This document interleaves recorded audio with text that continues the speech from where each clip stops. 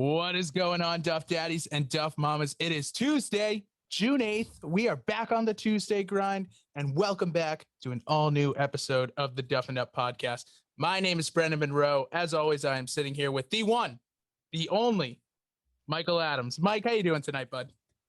I'm doing awesome, Brendan. Excited to be here. A lot going on in the golf world. And right there, I just had to transition from my home Wi-Fi to personal hotspot because Wi-Fi connection was a little wacky. So I had to make a pivot real quick, and I'm really excited to be in here on time. Hope my connection stays true all the way through. So let's get rolling as always. Speaking of connection issues, next we will introduce the only co-host that has had connection issues as of lately, the Irish Chooch Golf, Timmy O'Reilly. Timmy, how you doing right now? I'm good. I hope that never happens again, because boy, was I sweating running around the house trying to figure something out. But it was a big week in the golf. Mikey, you're coming in loud and clear on that personal hotspot. Brendan, you always come in clear. Let's get to talking some sticks and balls and holes. That's it. Absolutely. And we can start off with our new favorite segment, Ladies Night. We have a review of the United States Women's Open from Olympic Club in San Francisco. It played exactly how we thought it was going to play. Although I will say the winner, none of us picked. No surprise there. That's okay. Yuka Saso, 19 years old, from the Philippines, comes from behind at the end of the day and ends up getting into a playoff, winning in a 3-hole playoff over Nasa Hataoka. Doing really good with the names right now. Wow. Nasa Hataoka. The 19 years old. It is actually on the day the youngest ties her with Imby Park for the youngest player to ever win a U.S. Open at 19 years old. Crazy. A 19-year-old just won the U.S. Open. And I'll tell you what, the Olympic Club, it was not forgiving to these girls either. Yuka Saso started off on holes 2 and 3. Double bogey. Yeah, how about that? 2 in a row to start the last day. Oh, boy. Right off the bat, that shows all of us that do not give up the round on the first 2 holes. You can easily give them up too. Yep. Oh, man. It's just amazing. And it was the polar opposite, because even though this woman was not in the playoff, we do have to talk about the Lexi Thompson collapse, which was unfortunate to say the least. It was, if you guys remember, I said, look out for Lexi Thompson this week. And I was watching it. I was flipping in between the memorial, which we'll talk about later, and that. And I was like, oh my God, like I may actually be right for once with one of my picks here. And then she flipped over on the back 9. I thought it was going to be a coronation, and down she goes. That's just exactly the position that I've never been in, to have the lead in a golf tournament and collapse like that. But that must be really, really tough. I don't know how one handles that. How 5-stroke lead on the final day, 41 on the back. Oh my goodness, that's gotta hurt so much. And Yuka Saso shot a 41 on the front and then came back and was able to get back into it too. So like what was Lexi's lead going into the final day? Her lead going into the final day was not, I think it was 1. Yeah, it was real tight, because I remember looking at the leaderboard. Or it might have even been tied. I think she might have been 1 behind or something like that. Because Yuka Saso, I think, was leading. It was either they were tied together or Lexi Thompson was tied with Yuka, or Yuka was leading by 1. Lexi Thompson's she's 26 and she's played in 50 of these. So yeah, I know. I guess I'll retract a little bit. The pain, she's probably felt it before, so she'll get over it, but that's tough. Has she won a major? She did. Yep, she won the Women's PGA back in 2014. So think about that. She was 19 when she won the women's PGA. Wow. So I mean, yeah, it's women's golf is a young girl's game. I mean, you see it like Lydia Ko, for example. I mean, Lydia Ko is probably the biggest, person. Or sorry, she won the ANA Inspiration. She didn't win the women's PGA. Danielle Kang won the women's PGA. You see all these really good up and coming women. Lydia Ko, as I said before, huge name, started winning like crazy when she first came on the scene at age 17 and 18. Yuka Saso, who we just saw at 19.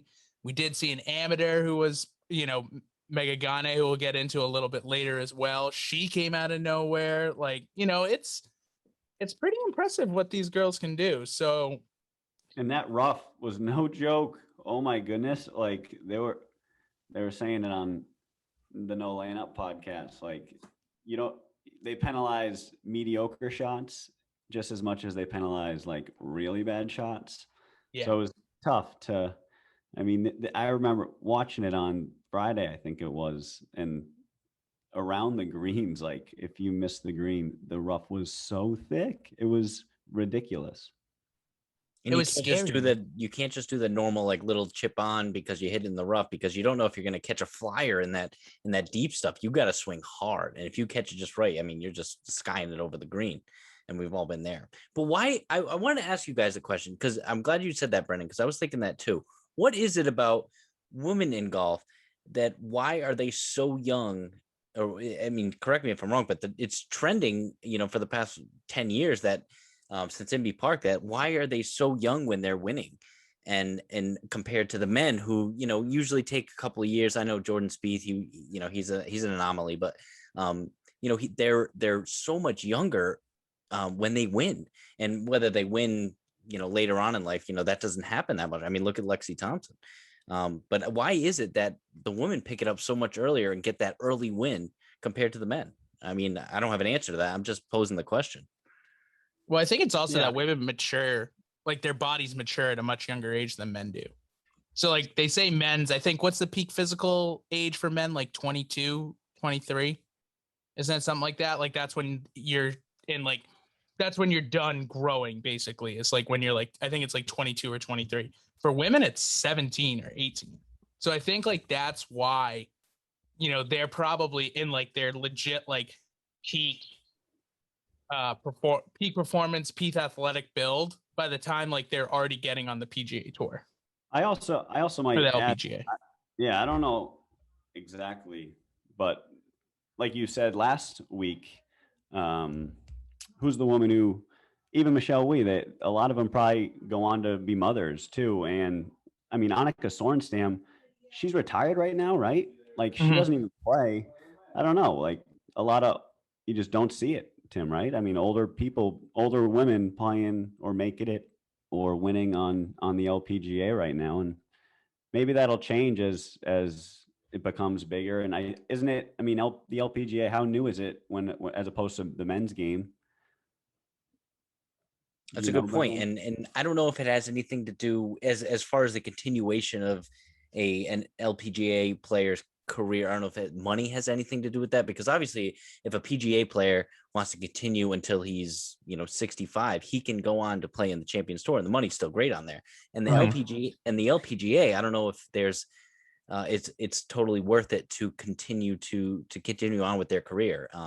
Tim, who's the woman golfer you gave a shout out to last week that's your favorite? That's retired? Lorena Ochoa. Right. Yeah, she's not even that old. She's only like 38, and she retired like literally 10 years ago. She retired at like the peak at like 28 years old. Like she was like, I'm just done. A lot of it has to do with money, obviously, too, I'm sure. Like it's probably not even worth it. Like it would, as sad as it is to say, maybe like in the past, I don't know. Like the men's game makes way more money than the men's way more money than the woman. That's not right as it is, but.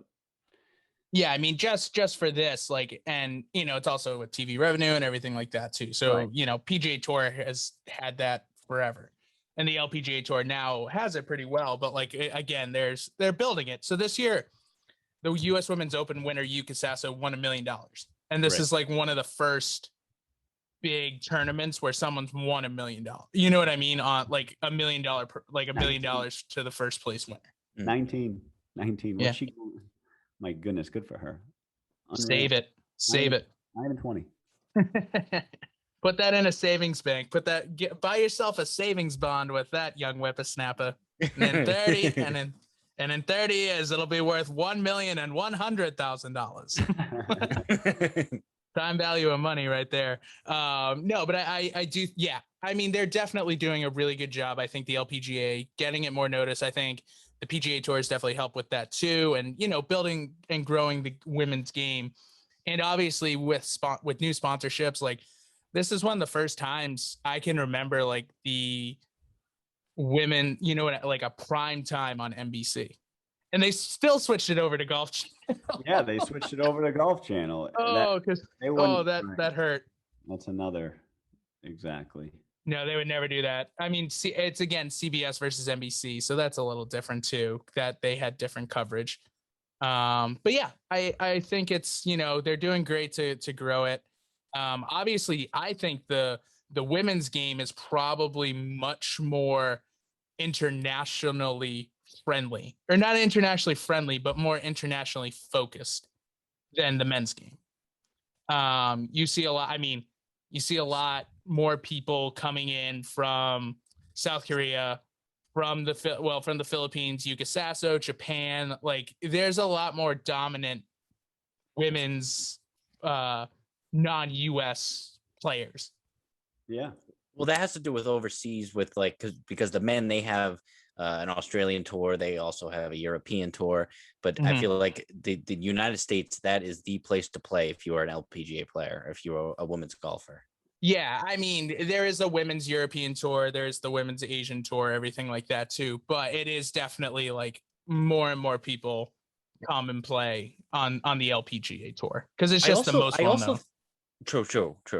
Is that a U.S. women's golf problem? Like, is U.S. women's golf not as good as other? I mean, no, it's the best.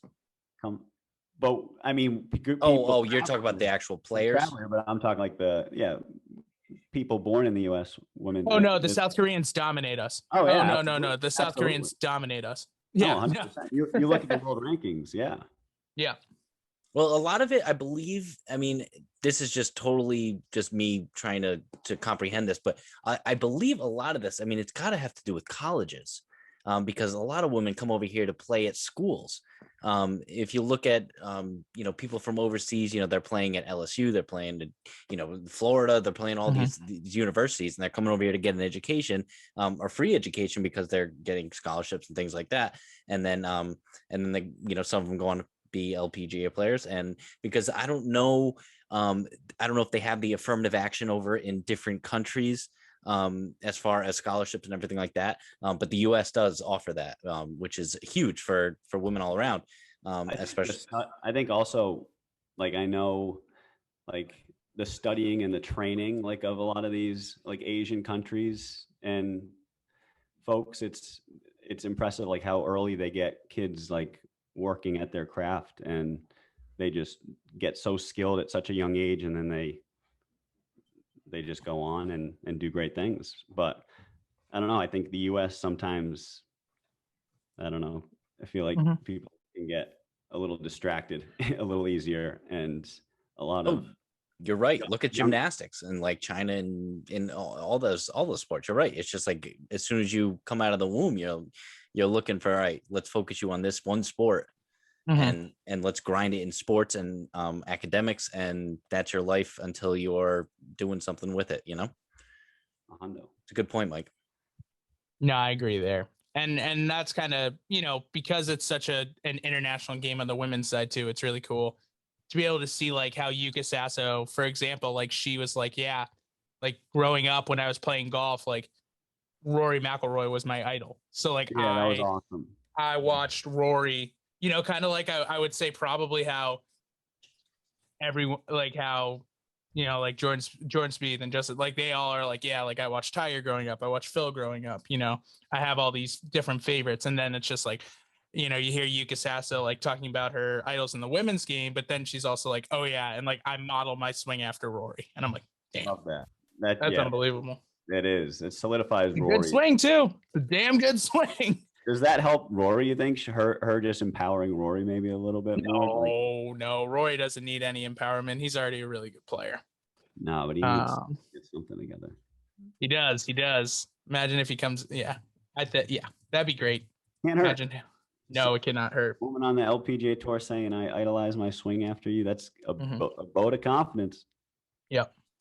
Yeah, no, it was. And, going into it too, like being able to watch Yuka Saso play in the 3-hole playoff, it was great because it was just back and forth. And then finally, having that birdie putt, sinking that birdie putt at the end, she probably would have won anyways, because I think Hataoka had a pretty far par putt too.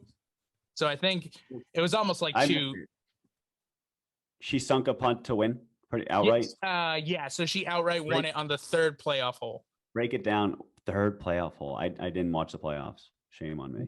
Yeah, that's okay. I almost missed the last hole because they switched it over from NBC to Golf Channel, and I was mad. That's what I heard.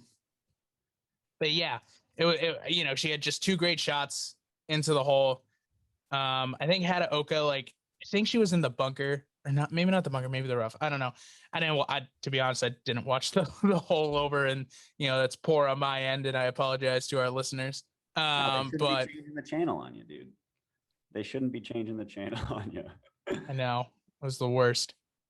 Keep it on NBC, guys. Keep it on NBC. Imagine that happened in the men's U.S. Open.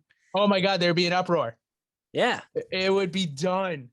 It'd be over. Like you in a men's league game, like you were on TV one night, and oh no, the overtime's going to something else. Dude, imagine it just happening at a regular PGA Tour tournament. There would be an uproar about it. Like someone's about to make a winning putt, and all of a sudden, that clock zooms on for 60 minutes. Like, yeah, we're gonna switch to 60 minutes. Like, oh my God, what a letdown that would be. Exactly. But it was, like I said before, awesome win from Yuka Saso. Great to see her do that. Just hitting back on the Lexi Thompson stuff. Did you see any of that interview at the end? No, so I just read it over and what you wrote, but what happened? It was just it was 2 questions. They were just asking her 2 questions, and she was on the verge of just breaking down. So her agent just came in and was like, "All right, we literally cannot do this right now."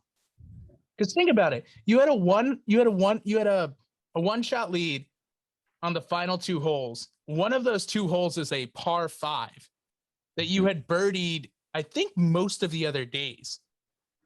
And you bogey that hole because you miss a 4-foot putt, and you bogey 18 as well to not even have a chance in the playoff, Brutal. Really sad for her. But a kind of great story that came out of this too. 17-year-old Megha Ganne, making a name for herself, playing in the final group as an amateur on the last day. That's and she did not have a good day. And you could even see as soon as she was kind of out of it, she went +6 through her first 8 holes, and that was that was it.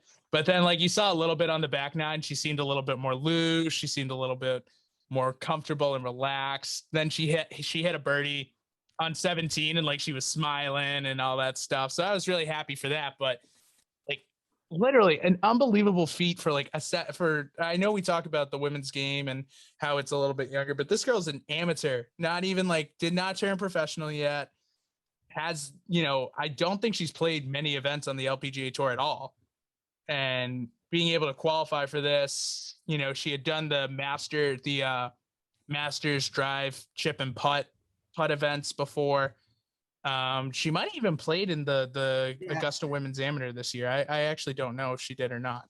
She did do that chip and putt, and the first year she put it 8 feet by. It was like a 12-foot putt, and she put it, I think, 6 feet by. But then the next year she made it.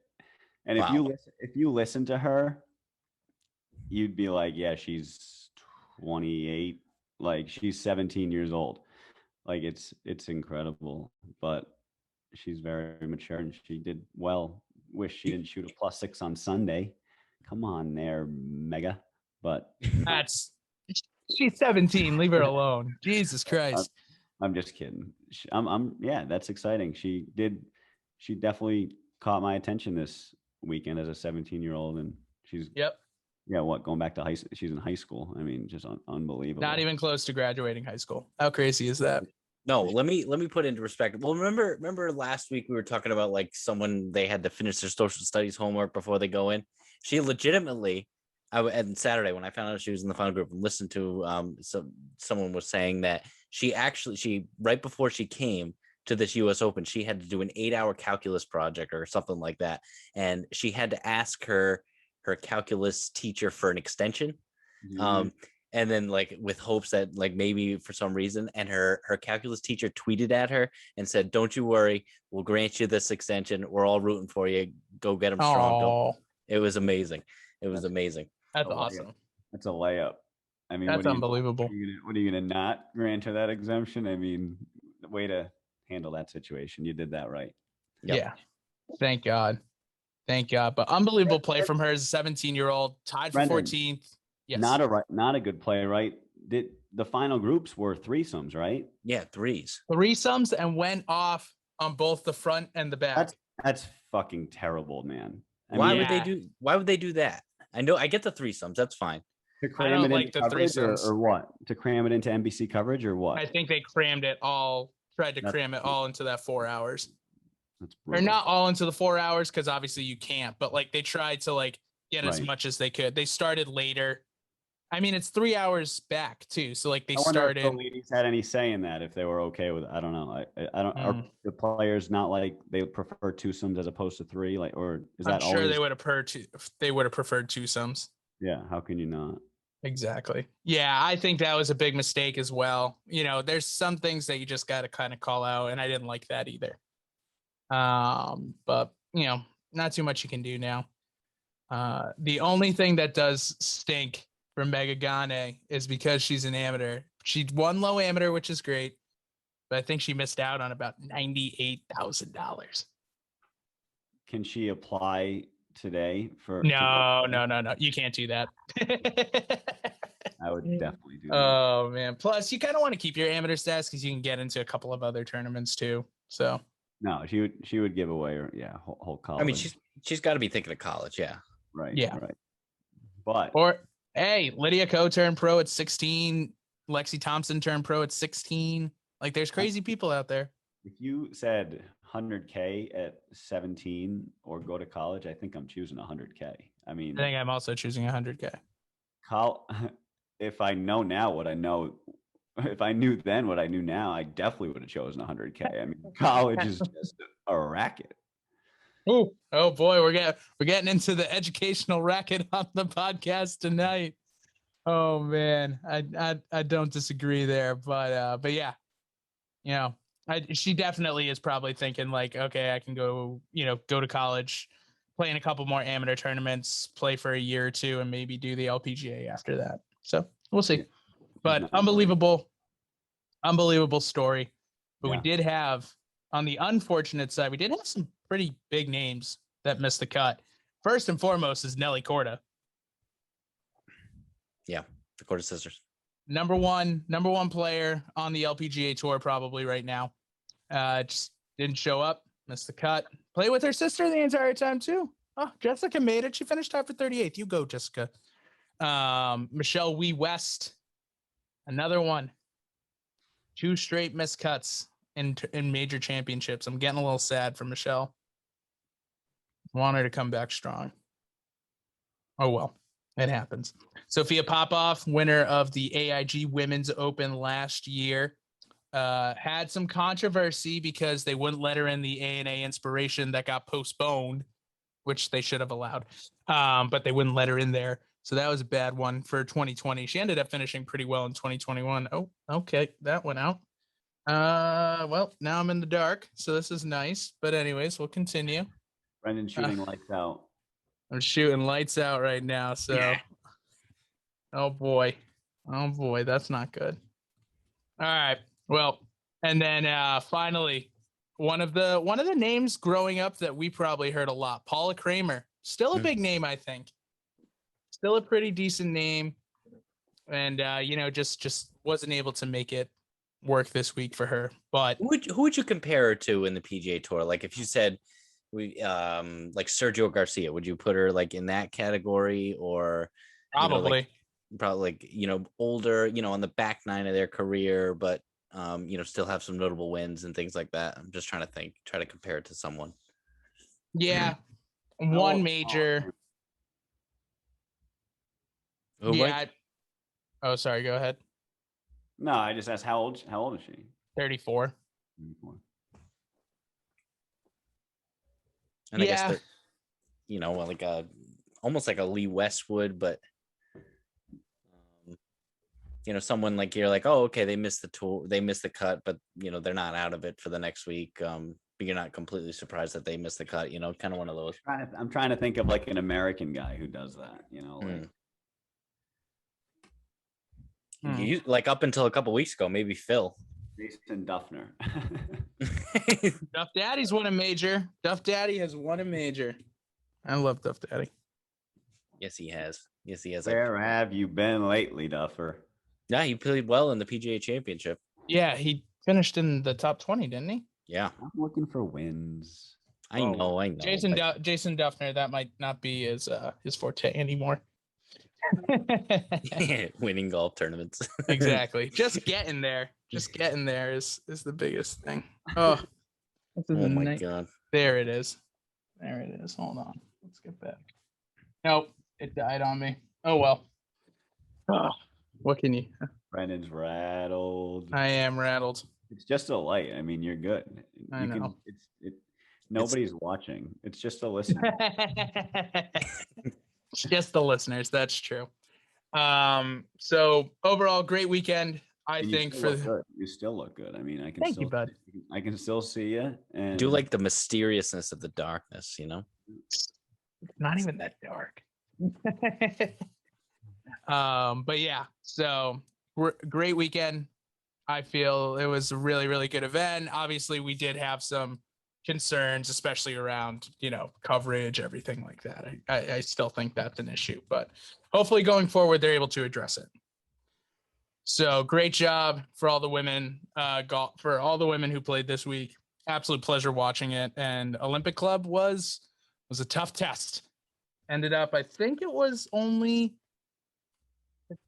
I think it was 10 or not even 10. I think it was 8 women who were under par, and that was it. Wow, that's good. Crazy. That's a U.S. Open. That's a U.S. Open course. That's what we're looking for. Love it. Absolutely love it. Sorry. 5 women under par.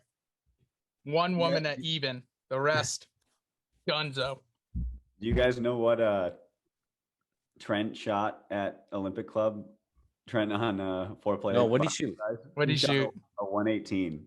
That's not surprising. He stinks. Dude, I love. He's getting better. I love his. I love breaking 100. Breaking 100. John Tillery. That was a great. Yeah. If you're looking for a good little couple tips on how to swing the golf club, just go watch that little YouTube clip. But no, I thought that was cool that those guys went out and played Olympic Club before the women, and kept playing ball and hole, kept their own score. Mm-hmm. Oh yeah.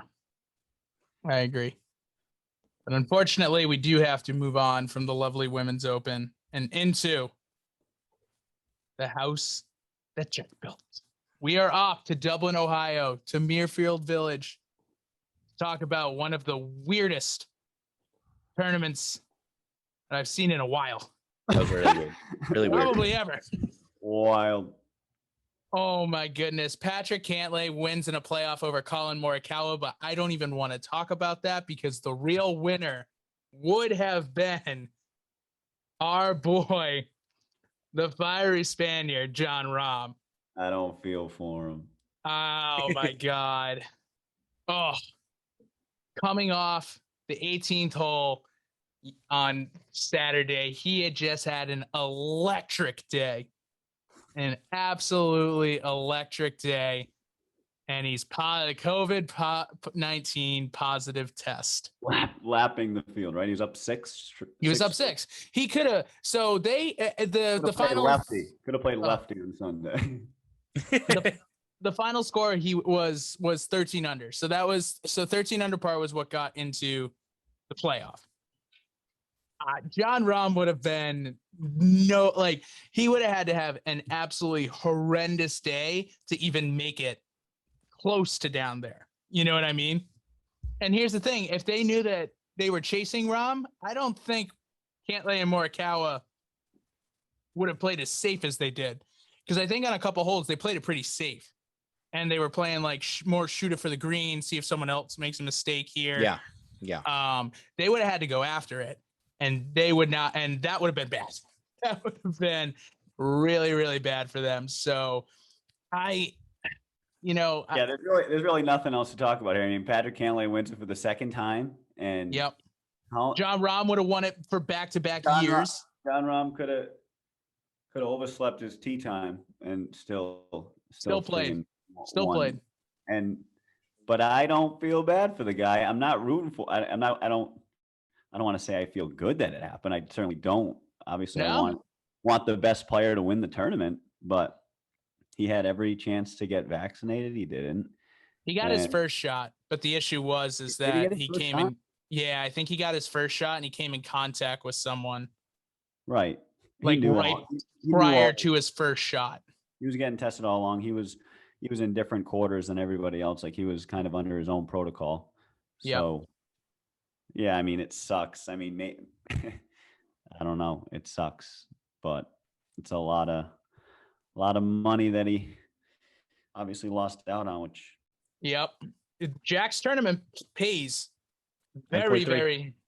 Yeah. If you get vaccinated on tour, you don't even have to get a COVID test. Like you can just not even get tested at all. So I guess the tour is like pretty split on getting it, but who knows? Like they were saying I think it was the no laying up. Like if this makes guys go get tested, like, it wasn't the however many deaths that COVID caused that would make you go get it. I'm not an advocate. If you don't want to get the vaccine, and I don't judge any, like to each their own, but he knew what was going down and he knew the protocol and he didn't get it. I did not know he got his first shot, but I think he got his first shot. So I think he did. I think you're pulling that out of your ass. I may be pulling it out of my butt.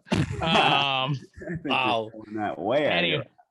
And Tim, by the way, it's not 1.3. It's 1.675. Oh no, 9.3 was the total purse. Yes. Oh my God. It's one of the biggest ones. Yeah. Cause we talked about last week. It's the Genesis for just regular tour events. Then they do the players. The players is huge. The players purposely gives out the most so they can call themselves the fifth major, but they're not. Anyways, as my hill, I am dying on it. I'm dying on that hill, and I'm dying on never having a match play major because it's a waste. Those two hills I will die on, and I will die on those gladly. Anyways, yeah. So Patrick Cantlay, I mean, I also think we may have talked, and like this is bad on our end. I think we might have talked about it more if Collin Morikawa ended up winning, because all of us, I think, are pretty big Collin Morikawa guys. And I think he is just the young up and coming guy, going to be probably one day like one of those faces of golf, if he's not already. Yeah, I mean, Patrick Cantlay is just kind of Patrick Cantlay. Like he's a good golfer. He seems like a good dude, kind of just like, little vanilla here and there, but I don't know. I was rooting for Collin. All right, so I kind of have like a shit-eating grin on right now. When John Rahm, when I found out that he got cut and he had a 6-stroke lead, I was kind of excited. I like John Rahm. He handled himself well after this, and if the interview, if you haven't heard it, go see it.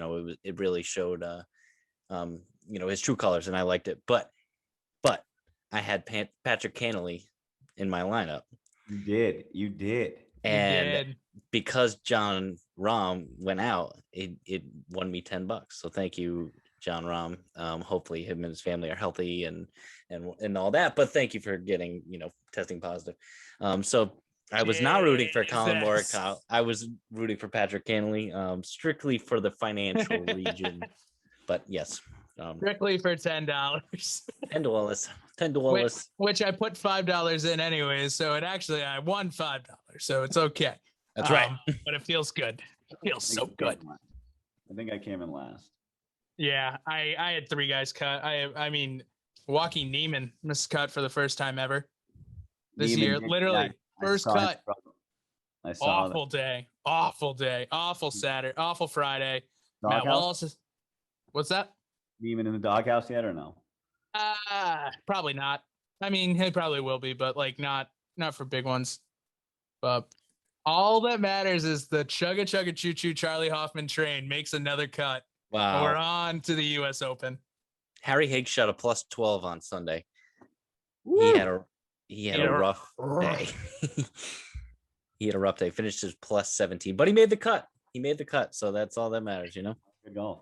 You never know which big rig you're gonna get. No, you're either gonna get super happy big rig or super angry big rig. I hope Charlie Hoffman never leaves the train, and you never have to leave the train. I kind of like the streak you got going. Not even that. I mean, he's just in right now. I think he's still in the top 25 in FedEx Cup too. He's like, they are now saying he has like an outside shot at making the Ryder Cup team. And for the love of God, I need Charlie Hoffman on the Ryder Cup team. No. I need Charlie on the Ryder Cup team. Don't lose sleep at night if you're sweating that one out. He's not making it, Jack. Oh, no. Watch him come and win 3 tournaments this year now, and all of you are just fucking eating that statement. I'll tell you, if he does win one, then he will start to be in the conversation, which is weird. I don't know, but I don't want him to be. Charlie Hoffman, great guy, but no. The U.S. is already stacked. They are. They need a glue guy. Charlie Hoffman's a glue guy. He's a glue guy. I want a guy who's going to raise the average age. Give me some older statement, you know. Just Charlie Hoffman's 43. No, I'm talking about Phil or Tiger. Obviously not Tiger. I was just about to say, Tiger's not coming back until 2022 at the absolute earliest. Absolute earliest, which is tough to say, but it's true. Yeah. We're keeping golf in a good place while he's getting better. I think we're keeping it down. The golf world is in a good place, and he'll get. I would agree there. I would agree. The big cat will be back. He will be back. He'll be purring, baby. Oh, can't wait for it. Big name though. Big name who's proving me wrong, and I will take this hit. Ricky Fowler's coming back. Hell yeah, Rick. Rick is having quite a streak right now. He's in my lineup, baby. He's playing in an event. Is it not? Is it the upcoming Palmetto, or I don't think is he playing in a different one? I don't know. No, he has to play in the U.S. Open qualifiers. He hasn't qualified for the U.S. Open. Right. Yeah, so he's playing. Yeah. Oh, sugar. That's terrific. Imagine getting in his group. You'd just be like, I'm in Ricky Fowler's U.S. Open qualifying group. That'd be sweet. It would be pretty sweet. He does. So his world golf ranking is 101. So he does not qualify. His FedEx Cup ranking is 110. So he does not qualify. Like there is like a very big, like linear FedEx Cup. Yeah. What does he have to be in the FedEx to qualify? Oh, I think like top 50. Oh, really? Yeah, for automatic qualification. So it wouldn't even make sense for him to play in like PGA events to try and get that. He'd rather go. No, he should play in PGA events because he should. Well, no, he'd rather go through qualifiers. Oh yeah. He has to go through the qualifiers right now. Right. Like I don't even think if he won this week he would get it. Because this is a weird tournament this week. Can't agree. It's the Palmetto Championship back in South Carolina. Let's go. 3 tournaments in South Carolina this year. Unbelievable. My second state showing what's up. But anyways, so Ricky Fowler in his last 2 tournaments has finished T8 at the PGA and got a nice little chunk of change for that one. And T11 at the Memorial. And we're not going to talk about the 2 tournaments before that where he got cut at both of them. But we are going to say that Rick is putting together a nice little string right now. But I'm happy. I'm happy for it. What are you maybe what a storyline that would be if he's in contention at the US Open on Sunday? I mean, that's just fantasy stuff right there, but whoa, what a storyline that would be. It would be crazy. Although I think you guys all know that I'm now rooting for Phil Mickelson at the US Open just so he gets the career Grand Slam. Who doesn't root for Phil Mickelson? I mean, we gotta. Yeah. He's got to get that Grand Salami. Oh, absolutely. Oh, yeah.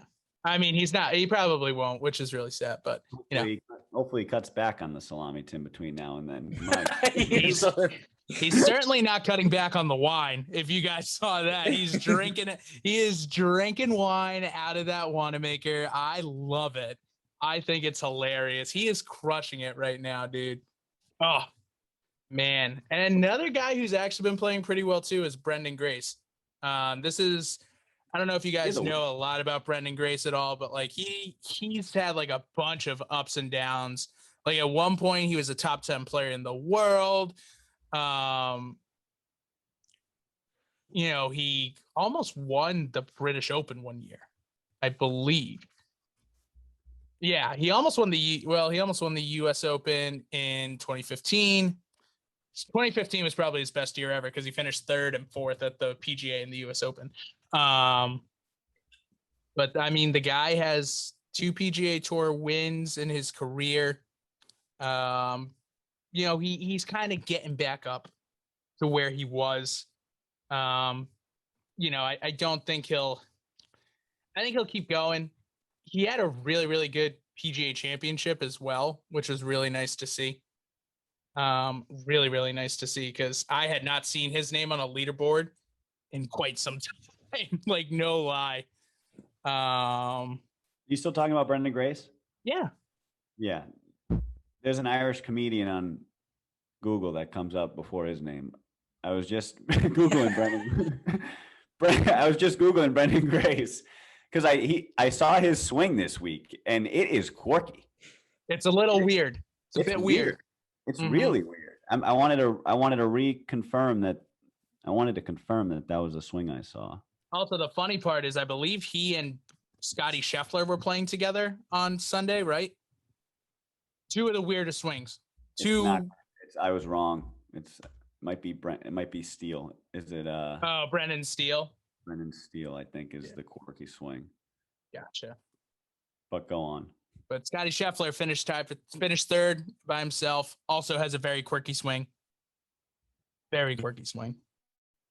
And we talked about we've talked about that. And didn't he shank one this week? I saw that. Oh, he shanked a lot. He shanked a couple this week. Oh, man. You just love seeing that. You gotta like seeing the once in a while shank.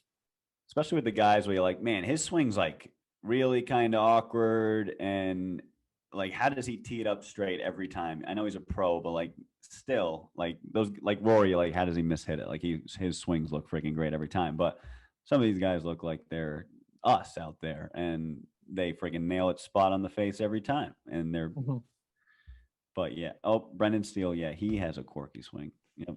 That guy has a quirky swing, but guys named Brendan just have some weird swings sometimes. It's okay. Yours is pretty fluid. You have a smooth swing, Brendan. Pretty smooth. Call me Louis Oosthuizen out there. Or Corey Connors now. I've been watching a lot of Corey Connors lately, and by God, that thing is silky. Silky. He struggled this week, though. He did. He had a very bad week. If we have any Canadian listeners, please show this to the rest of your friends because we'd love to share our love of Corey Connors with you guys.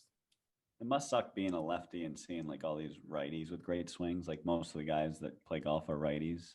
So like you're not really getting a wide variety. And like you're saying, you just want to emulate the lefty, you know, like I feel that. Like I don't try and pitch like a lefty as a kid. Like I'm a righty. Like you can't really just align with that. You guys get it less often because there's less of you. Mm-hmm. But we just also have naturally nicer looking swings, so it's okay. Whatever. Not your fault.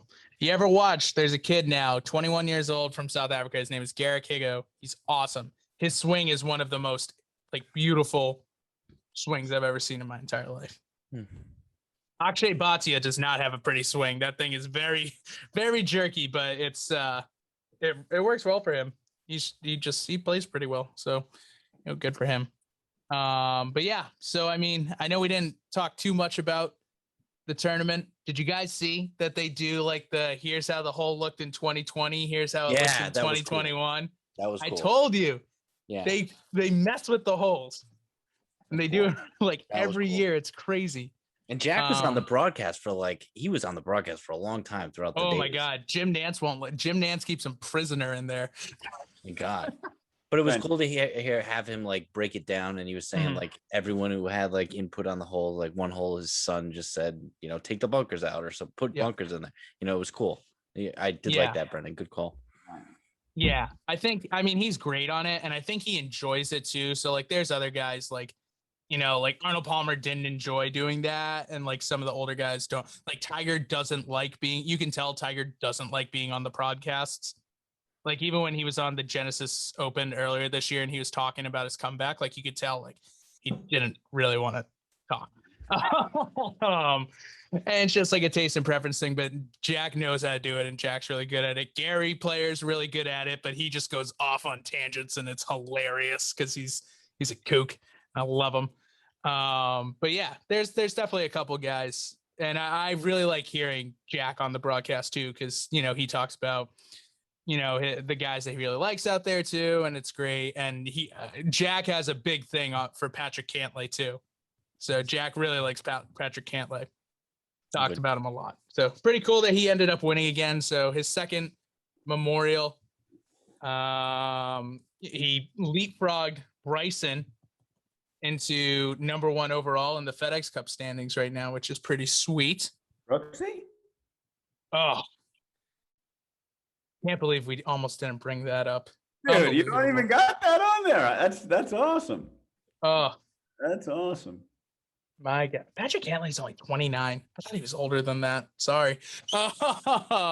Sorry, Patrick. I thought you were older than that. Did he get some Jack scholarship when he was a young kid, or am I dreaming or making that up? Is it just the when he won the time before? I might be played in the Walker Cup too, so I think he did some stuff. Oh yeah, he won the Player of the Year. As at UCLA, so he won the Heisman Trophy for golf is called the Jack Nicklaus Award. Yeah, I didn't know that. That's a good fact. Okay. Damn, he won a lot. Apparently, there's a Phil Mickelson Award too. Interesting. Freshman of the Year. Okay. Anyways. Yeah, you have to be a lefty. No, I mean Cantlay's a righty. No. He switched after he graduated. He won the Phil Award too. Yeah, so he won the as a freshman, he won both the Player of the Year, the Most Outstanding College Golfer, which is the Haskins Award, and the Phil Mickelson Player of the Year, the Pac-10 Player of the Year and Freshman of the Year, and the McCormick Medal, which is the top amateur in the world. So Patrick Cantlay had a pretty good 2011 as an amateur. Good for him. I always feel for Pat. You guys know the story of him walking with his best friend when they were down in, I forget where, but his best friend was hit by a car right in front of him. I think he was a professional golfer or a college golfer or a high school golfer teammate, best friend. Oh wow! Worst story you could ever imagine. Yeah, no, that's definitely brutal. That's so sad. It was a hit and run. Oh, yeah, brutal. No, I didn't know that. I didn't know that either. It wasn't even like they were drinking or anything. I think it was just they were out walking at night across crosswalking. Yeah, brutal. You might recognize the name, honestly. Mm. No, I didn't know that. Oof. Patrick Cantlay. Then, damn. Glad you won then. Jack, Nick, while you're looking that up, Jack. Oh, you got it, Mike? No. I was saying, hell yeah, glad he won. Yeah. Glad he won. After hearing that story, man. Chris Roth. What? Chris Roth was his friend. Doesn't ring a bell, but. Mm-mm. But That's terrible, Chris Roth. That's a freak accident. One of those things, unfortunately. Oh, best friend played, grew up with him, and was his caddy. Oh, that's heartbreaking. Mm-hmm. Brutal. Didn't know that part. Oh, that's brutal. Wow. Anyway, well, just very happy for that. Yeah, have a soft spot. I didn't mean to bring the mood down, but just you never like hearing that. But sometimes you don't know where people come from. So absolutely, he gets a lot of backlash for being a guy who just doesn't say much, if anything, and just you wouldn't know anything about him. And no, he definitely doesn't. There's nothing wrong with that. Mm-hmm. It's always easier to root for someone when you know their backstory, or they know they had to overcome something. Absolutely. He's not like a Webb Simpson. He was a Webb Simpson before you told me that, but now he's he's someone I'll root for. And I'm sure Webb has something where he's like, yeah, but we don't know yet. I know exactly what you're saying. Yeah. But yeah, Brooksy. I mean, come on. Are we talking about that or what? There's a lot going on there, dude. All right, so Brooksy, they were yelling at him. They were yelling at Bryson DeChambeau. They were saying yelling Brooksy, and they were the club was time out though. Out. Timmy, I want you to keep going though. I want you to keep. Did Brooks? I'm sorry to cut you off, but did Brooks release the video of Bryson walking by him? I heard that Brooks released that. Like, was he requested no, he requested it to be released. So I thought he requested it so he could release it. But he didn't release it. The Golf Channel released it. Oh, okay. Sure? Or yeah, I think he requested it to be released because the Golf Channel released it. So he pretty much released it. Yeah, he gave them the you can, it's funny. He basically said you can release it. This will be good for my IAAP or whatever whatever the prior program. Going on a nice little rant there. Keep going. Okay, so Brooksy, Bryson DeChambeau, obviously they're in a spout. Them two, obviously, just a backstory if you haven't heard anything about it. They're in a little tiff. So Bryson DeChambeau, he's hitting. He gets really frustrated because fans are chirping him, yelling Brooksy to Bryson DeChambeau. He doesn't like it. He says he doesn't mind it, but whatever. So anyway, the course is kicking these people out who are on the side of Bryson, who are yelling Brooksy. The course is kicking them out. So at the directive of Bryson and his caddy. Don't leave that out. Right. Okay. And then so Brooks Koepka releases a video while he's drinking a Michelob Ultra. He has released a video. The sponsorship beer of the PGA Tour, Michelob Ultra. Michelob Ultra. And I guess sponsors him too. But he says in a very I don't know, kind of a snidey back, I don't even know how to say it, but to basically he said, to all of those fans who didn't get to enjoy the entire tournament for reasons we will not say, you will get 500 Michelob Ultras on us and to hopefully reimburse you for missing the tournament. Basically saying, hell yeah, keep chanting Brooksy at Bryson, just basically fueling this fire and I'll tell you what, boys, we have not seen the end of this. It's just beginning. Oh my God, it got me going. DM me or Michelob Ultra some tag. That's just advocating for fans who are already drunk and already just out of control to go a little more out of control and to provoke that. These two guys are the worst. If you saw Bryson's interview, I don't know if it was Thursday, Friday, Saturday. It was not Sunday. It was Thursday or Friday, about him being called Brooksy. First off, a week ago, someone called him Brooksy, and he's like, whoever said that, can stop. And obviously, Brendan, you just said, you're not wrong. Bryson's guys are telling, these guys got to go if they're saying Brooksy. But he's answering a question on Golf Channel saying he must use the word flattering 50 times. And he looks so uncomfortable when he's speaking.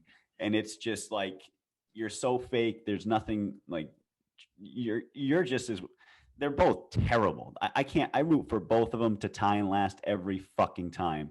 These guys are just, and they're talking about the incentive money that's going around? Like, is this even really a thing? Like obviously they're going for more money to be thrown in their pocket from the PGA Tour, saying if you're on social media more, you get more money. Like, this is exactly what it's provoking, and it's great. I love how it's coming back to hit them right in the right where it hurts. But I don't know.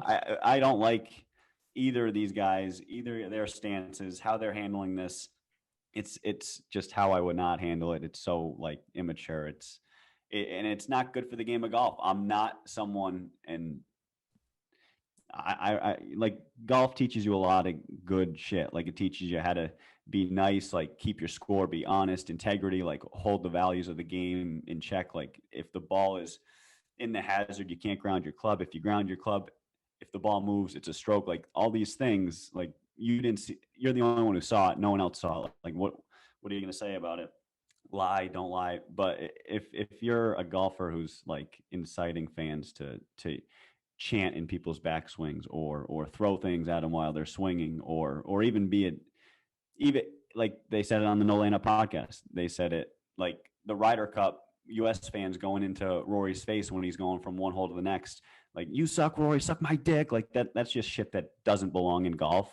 And I'm totally on like, fuck Brooks and Bryson, learn how to handle yourself, and let's grow up and be men and handle this some way that's not this way. It should be handled on the golf course with just a score. Right. But yeah, or just like, you shouldn't be using. Brooks is being paid by Michelob. The PGA Tour is paying Michelob. Michelob is obviously saying, Brooks, you can incite fans to say something that's going to get them kicked out, to make them more riled up. Like, that's wrong. There's something wrong there. That's a love triangle that doesn't work. Do you think any of this would be, do you think this would be as huge and they would play into this, both of them, they would continue this feud if the PGA Tour didn't come out with that player program thing where they have to, the highest, the most social media clicks or whatever gets $1 million or whatever it is. Do you think this is such a big thing with that? I mean, do you honestly think Brooks Koepka would post a video with Michelob Ultra if that thing wasn't there? And I can't say yes or no, but I'm saying maybe. It's a good question. It's a good question. And like, I don't know, it's coming back to bite the PGA a little bit with the program and how it's being used. And are they going to reward guys for using it that way? I don't know, but I like it. I like the drama. I just don't want anything to get out of hand on the golf course. That's really all I care about. Right. In order for us to be, or for me to be entertained by it, I almost have to like separation of church and state between their feud and their golf game. Like, if I separate like golf and them and just think of it as like two guys going at it, then it's entertaining for me. If I think of it's two golfers, I'm like, all right, this isn't good for the game. Just like you said, Michael. So I absolutely agree. They shouldn't be rooting for people to mess people up on the golf course. Leave it out of the game. And when I make that separation, then I can be entertained by it. Right. And I know I said last week, like, I want him to be Bob Barker, like Adam Sandler, like Happy Gilmore style. And that's obviously a friggin' joke. But like, I don't know. It's just, even if Brooks used like another sponsor not involved in golf, it wouldn't look as bad. Like, it's just weird to me how, I don't know, how nothing is really, it's still early and it's going to play out. So like, if he gave away like 100 cans of Flex Seal, you're saying? Something right. 100 can of Flex Seal. What? Oh. No, I don't know. It's interesting, but it's big money, and I don't know. A lot of money is at stake during the golf action, like when people are making swings. So again, I'm just hoping that fans don't ruin the game of golf and make it something that's aggressive and loud and obnoxious. But yeah. I like the loud and obnoxious at all the, like the Phoenix Open or the Waste Management Open. I love the rowdiness, but all those people still respect the game. But now you're right. It's getting to the point where there's a line that's being tiptoed, and to where the respect of the game is being tiptoed and or being there's controversy around it. But yes, anyway, we went on a tangent and I love it. Little did we know that Mike was about to do the best segue that we have done in a while, because speaking of a bunch of money, the Premier Golf League has been confirmed for the 2023 season. Michael, good job, man. Thank you. Look at you. I'm taking a bow. I can't believe this. I actually did not know this until we chatted when I looked at the little agenda we got going. So it's approved, huh? So the organizers of it, which is a British-based conglomerate, has basically confirmed that they are going to play they're going to have a 2023 season. There is going to be 18 events spread out across the world.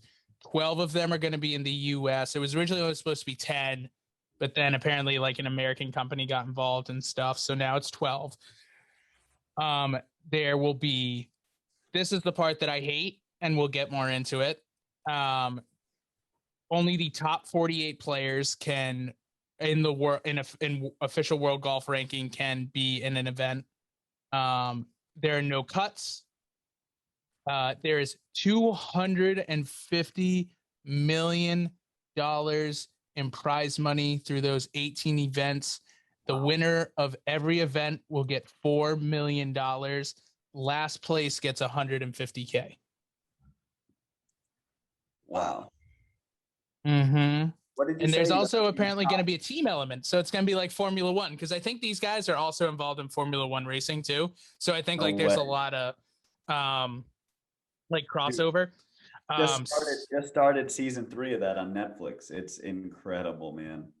Yeah, it's a real thing. Hey, Formula One Sundays on ESPN now. I kind of wake up a little early and I put it on. If I wake up early and it's on, I'm like, oh, sweet. You got to get up early. You got to get up early on Sunday to watch it. But if you're looking for like, dude, I knew nothing about Formula One. Yeah, it's crazy. It's insane. Wild. The media there, you think media people here are soft. When opposed, if you go to Formula One media outings, oh my God, they're brutal. They're so mean. Oh, dude, it's wild. They're such assholes. Lewis Hamilton, quick question for you, Lewis Hamilton. Why do you fucking suck? literally. But no, I just started season 3 on Netflix last night because I didn't realize it came out. And what was I going to say? I forget, but Formula One, if you haven't checked it out, I didn't know anything about it, but it's a great, it's hard, like Hard Knocks of football. Like you get the insight to the LA Rams pregame, like training camp, etc. Like this is freaking loads of money being thrown around, guys' lives at stake. Like that's all it is. And and if you're a young kid wanting to be a racer, this is where you want to race. Like it's the best, the most elite, like it's the fastest. It's unbelievable. So back to the Premier Golf League. Hey, so if investors are supporting in Formula One and they're the similar investors. I don't know if they're the same investors, but I think the companies like have not a relationship, but they're basing this Premier Golf League model off of Formula One. Yeah, I mean, if that makes sense. It's going to be sweet, but it's going to compete. So we'll see, but let's talk about it. So, yeah, I mean, there have also been, so the team element's kind of cool, like kind of, I don't know. I don't like golf as a team sport. They said that they are not going to go, there will not be events that go up against the majors. They want to incorporate the majors into so they'll have like 18 of their own events, and then they want to incorporate the majors into their schedule as well. So like add on to that, and they won't compete again. They won't do any type of team competition that would go up against the Ryder Cup or the President's Cup either. So they want to keep those in place. Issue. What do you mean with only the top 48 players? Exactly. Like, so say Dustin Johnson's like, I'm out, I'm not playing. Do they do the next man up, or do they play with 47 players? No, Right. so they would try. Basically, what's happening right now is there's like a lot of bets. So Rory, who is a top 10 player in the world, maybe even top 5 player still, is not invited to compete in this because he has heavily spoken out against it. Bryson might not be invited to play in it because he's heavily spoken out against it. Like and DJ has heavily spoken out against it too. The only guy who has not heavily spoken out against it is Lee Westwood. He was like, yeah, if they pay me $50 million, I'm joining the league. Other guys did too. Yeah.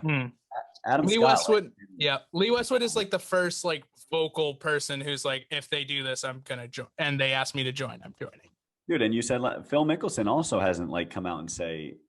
He hasn't bet against it. No, but there are. So PGA Tour has basically, and the European Tour has basically said, if you join the Premier Golf League, you're banned for life. Like that's their stance right now. With that, I don't love that stance.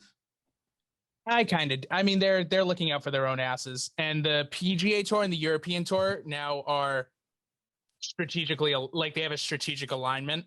So they're not like owned by the same company, but they're basically like, we're working together on stuff from now on, basically because of the threat coming down the road. I shouldn't have said that. I don't like it, but Formula One sweet. They said that they want to do women's tournaments and junior tournaments as well. The junior tournaments, it gets a little fishy because that's amateur status. Like that's going to be a little tough. Women's tournaments would be great and it would probably be even better. But the thing that I do not like is that it is going to be closed and it's only going to be 48 players that are invited to join the league. Yeah, that's brutal. So, for example, we can talk about a guy this year, like Jason Kokrak probably would not be invited to join the Premier Golf League. And he's won 2 events this year and he's in the top 20 in the FedEx Cup. Like there's guys like that. Sam Burns. Sam Burns was on the Korn Ferry Tour last year. And now this year he's having a career year. He's 8th in the FedEx Cup. He's won an event. He's finished in the top 5 how many times? 3 or 4 this year. He withdrew from the PGA Championship and made Mike all mad. But there are guys like that. Like you're gonna lose that part of it. And also, like, how do guys get like relegated out of it? And they're like, oh, now you have to go back to the PGA Tour. Like, you know what I mean? Right. Like, how is that gonna work? Exactly. Like, I just don't think. I don't like it. I don't like it one bit. No, me neither. The things that I like about it are that it's more there's more cash to it. Things that I don't like, 3-day tournaments, shotgun starts. I hate all of it. Yeah, I don't like all of it. Yeah, so they want to do shotgun starts so they can put everything. So like, how do you not finish on a 3rd day on the 18th? Like that's the thing too, because they want to make it the most enjoyable experience, I guess.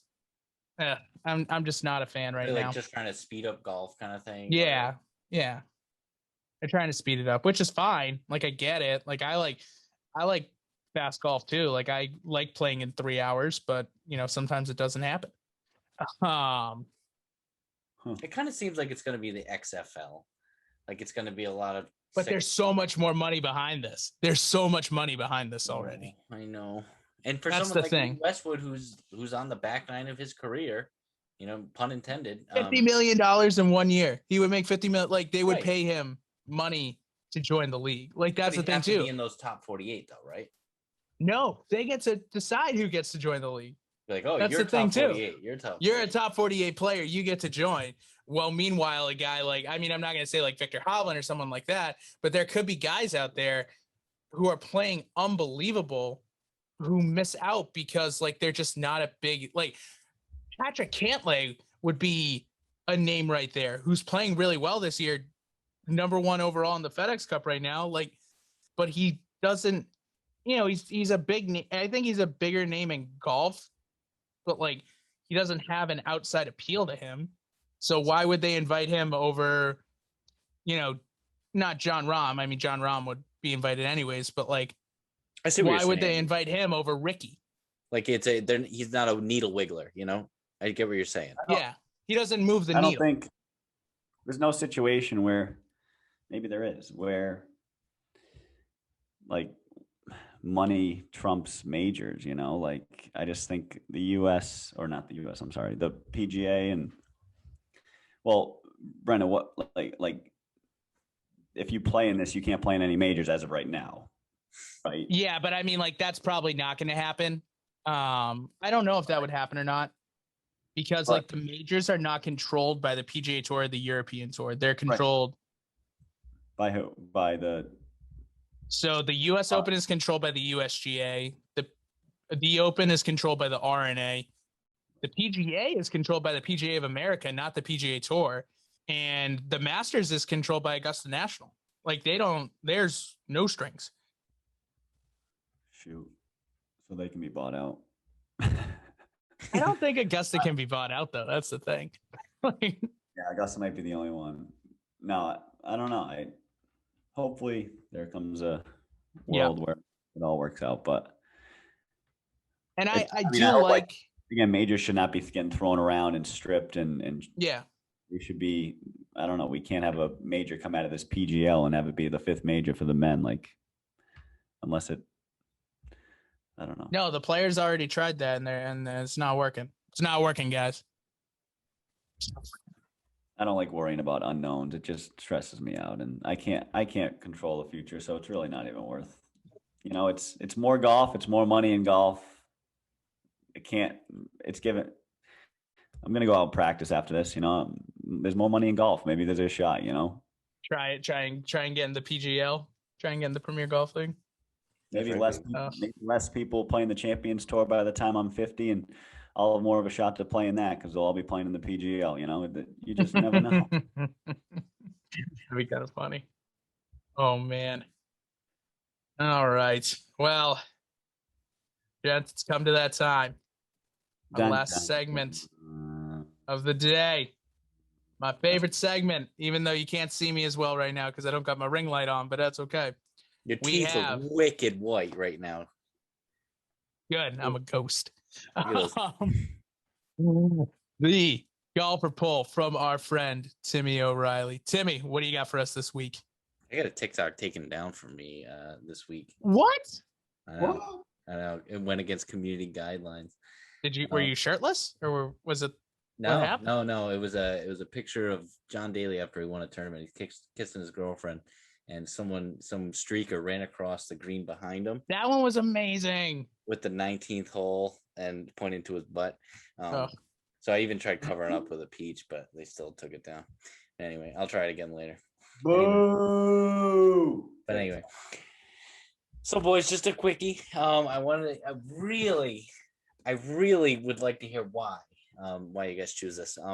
So would you rather be a PGA professional, only have 1 year on the tour with one victory, or would you rather be a caddy for someone who is very good and follow them throughout their career? That's very good. What level are we talking? Very good. We're talking 10 wins, 2 majors. I'm being the caddy. I'm also being the caddy. And why? It's close. Caddy, that's a 10, you know, that's a 20-year career. And like, let's think about it too. You're not just making, so you're making 10%, right? So if he has 10, so if he has 10, so we're basing that 10%, right? Mm-hmm. So I didn't even think of the money. So if he has 10 wins, just 10 wins, that's $1 million right there. Right. 2 majors, add another $1 million to each of those. So that's, you know, so that's, well, that's, you know, so he would have made $12 million and then you would have made 1.2. Mm-hmm. That right there, that's great. Just off the top. If he's a good player, he's more than likely making the cut every week. He's more than likely having good sponsorship deals, which means the caddy gets good sponsorship deals, which means they don't have to pay for their travel, which then means you get to pocket all of your money. Okay. Just thinking about the Because- coin. Huh? 2 majors, dude. That's the answer. That's why it was close. You threw in 2 majors. I mean, you get to experience that shit. I mean, that is, and you played a role. Like, that's like winning the NBA title. Like, that's what majors. I mean, now I'm so intrigued. What majors? Two players championships. No, That's not wow. You give me the shitty. You give me like you give me 2 PGAs. That'd be the worst. It would. That make it real tough. Give me a British or give me the Open or give me a US. I don't even need a Masters. Nah, you don't need. You'll be there, but you don't need it. No, that's the thing too. It's like I love playing golf. Like, I really enjoy caddying, and I kid you not, I was a teacher's assistant at Canton High School, and there were days during free period I would look up on Google how to become a caddy. What should I be doing? Caddying excites the hell out of me, but like playing for a year, like, you don't get to play as a caddy. Like, you really don't. You might, like, every so often. Hopefully, you have a really good pro who lets you take some time off. Like, but you're not playing. You're just grinding, walking with the bag, like cleaning clubs. It's probably hella fun and a great time, but I love playing. So that's what made it tough. But majors, man, majors, 2 of them. What hardware do I have sitting on my mantelpiece? You know, I mean, that's stuff you Keep the flag too. Dream about it. I guess I also think where those majors were won is a factor. Also, if you win on the PGA Tour, you get a 2-year exemption. You get a 2-year exemption on the PGA Tour, so therefore you can't only ever play. Oh shoot, Tim! Yeah, so that goes against your logic right there. No, let's say you broke your leg or something terrible. Freak injury. You can't change the question. That was a good question. No, but I'm sticking with my answer. I'd rather be a caddy, be out there for 10, 20 years, make some good coin, have some great experiences. Get a good farmer's tan. Hell yeah. Don't get me wrong, too. I'm pumped about that money, Brendan. You breaking that down. That was exciting. That was exciting. I know what I'm talking. And honestly, it's more of like, if you have a good golfer, you're not paying for your own expenses too, because like they're either the sponsor is paying for it, or like the guy is. That's not true. Their caddies pay their own way. But if your guy has a good sponsor who also then you get sponsored, because caddies have sponsorships. You guys know that, right? Some caddies, I'm sure. Yeah. Yeah. So like, you see how they wear like that Valse, like. Yeah. I guess you're set. Caddy. You get paid. They pay you to wear that shit. True. Good point. But so like, I'll say it again. Joel Damon's caddy doesn't get his rooms paid for. So he's pretty freaking good. And I mean, he hasn't won 2 majors, not even close, but you have to be. Yeah. I mean, like, we're talking like Joel Damon, like, level is good, but like, he like, Timmy's talking John Rahm level, basically. Right. Not even John Rahm level, like freaking Jordan Spieth level. Right. 2 majors. Jordan has 3, but yeah. But yeah, that's true. Michael Greller probably doesn't pay for someone. I don't know. And you're a known name. Like there are guys out there who, like Stevie Williams, like everyone knows who Steve Williams is because of Tiger, and because then he got on Adam Scott's bag. The nemesis. The dark side. Like everyone know, like you know who Ricky Elliott is. Mm-hmm. You know who Bones Mackay is. Well, now it's Tim Mickelson. Now Tim is on his brother's back, but like Tim Mickelson's name now because he's Phil's caddy. Like, you know what I mean? Like, you get to that level. Mm-hmm. Right.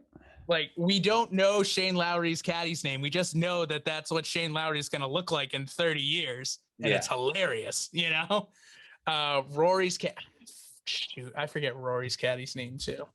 A friend, right? It's just a friend who's criticized for not doing his job well. Right. At least lately. I know it's like I honestly hate this question. Timmy, I was gonna say, what's your answer? I honestly hate it because I don't like having to choose either one because I want to play golf. I want to.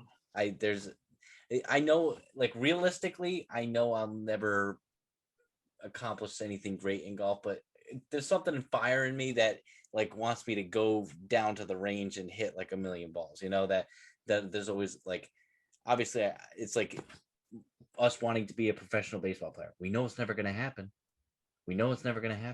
But I like to think there's something there just because, call it a fantasy, call it a kid thing. But so I'm going to go, I want to be a professional golfer. And I want to win one tournament with the hopes that maybe one day I could become a caddy, you know?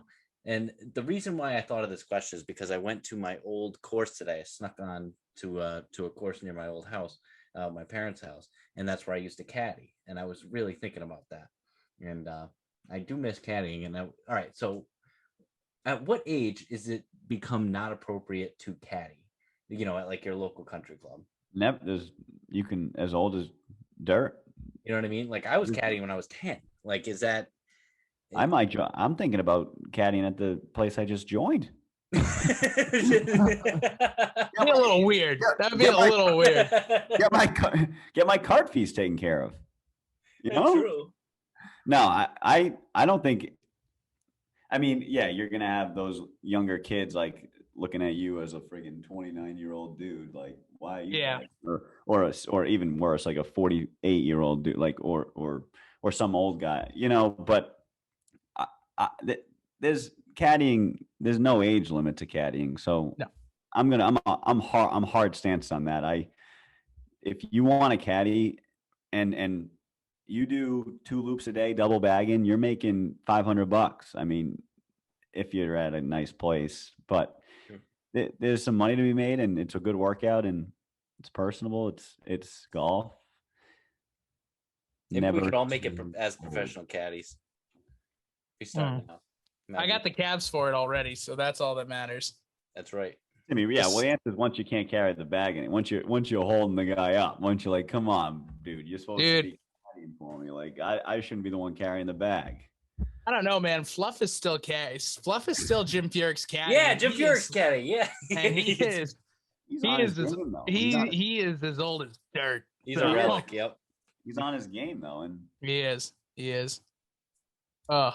If Jim Furyk can swing a golf club like he does, that guy can carry a golf bag forever. Furyk probably makes that thing so light for him too. Furyk's probably the easiest guy to caddy for. Oh, for sure. What a combo they are. Perfect. Oh man. How long have they been together? Since 2001, I believe. 20 years. I mean, that's got to be his best friend. Because Fluff was Tiger Woods' caddy before Stevie Williams. I did not know that. You didn't know that? I did not know that.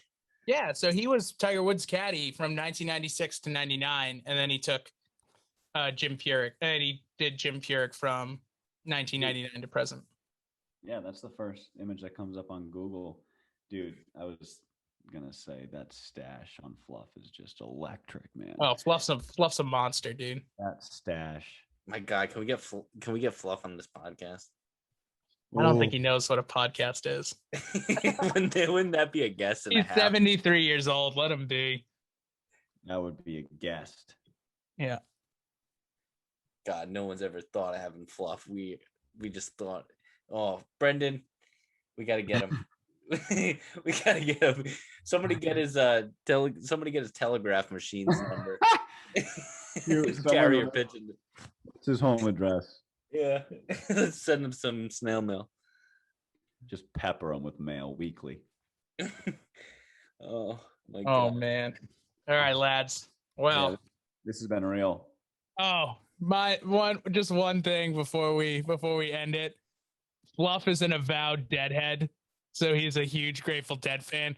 You Hell can't make yeah. this up. You can't Dude. make that up. Oh my! I love the dead. Oh my God. Fluff being a deadhead is just the most picture perfect thing I could think of. Search Fluff on Wikipedia. Put it up. Click the hyperlink, and then Mike Cowan. Go down to his picture with him on the putting green watching Jim Furyk. Just look at his shoes. Look at his shoes. Oh, And, oh my God! It just a stance and everything. Oh, it's glorious. old school Adidas is fantastic. All right, boys. Well, this was quite amazing. What an amazing pod. Always good with you chooches. No bogeys for the boys and girls today. There have been plenty. Brendan, you swing it? Oh, I swung this weekend. Thanks for the invite.